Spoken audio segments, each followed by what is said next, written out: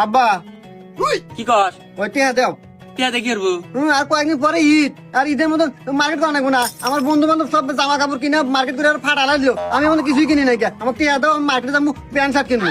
এই তোর তো তাপবাদ জ্ঞানী হয় নাই রে, আর তুই যাবি ঈদের মার্কেটে জামা কাপড় কিনবে। আরে ঈদের মার্কেটে জামা কাপড়ের দোকানদাররা কি হয় জানিস? ওরা দোকানদার থাকে না, ওরা যায় কষাই। আরে তোর থেকে আলু বুলু দিয়ে বেশি দিয়ে নিবো আর জিনিস দিব খারাপ। আমি আটে যাবা নে, আমি যদি আটে যাই সেদিন তোর নাকি আমি দিয়ে আসি না, শার্ট প্যান্ট কিনে নিয়ে আস। মানে তুই টেনশন নিস না, যা।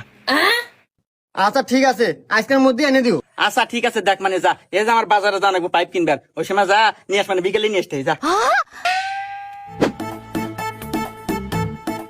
ঠিক আছে সোহেল, তোর নাকি শার্ট আনছি, শার্ট নে। আব্বা শার্ট আনছো, দাও দাও দাও। হ্যাঁ নিয়ে আসলাম। তুই এক কাজ কর, তুই যা ভিতরে জানলা পরে আয়, দেখি কেবা মানাইলো, আর লগা সাইজ ছোট বড় হয়েছে কিনা এটাও দেখা যাবে নি। আচ্ছা আব্বা, আমি পরে আসতেছি।